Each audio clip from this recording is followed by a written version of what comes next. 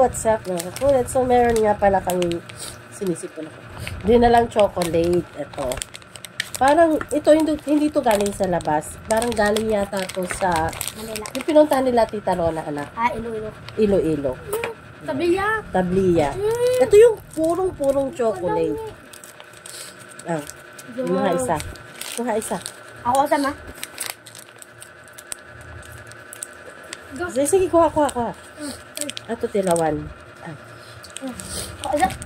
Kung ano ang lamig. Dili pa eh. Ang bot ba ako? Ha? What's up? Aw! Na-injured siya. Pait! Hindi ka magpa... Pa-injured siya. Sambok. Sige na, ikaw. Tikmay. Tinawin. Oh, ano?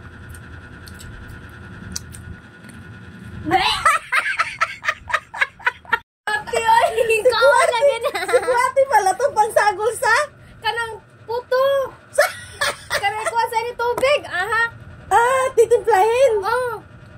Hindi pala to chocolate. Ha? Pwede man daw kainin. Pait lagi kuya. Hindi man. So lang gunutan na anab. Pure. Ito pala yung tinatawag na pure na chocolate.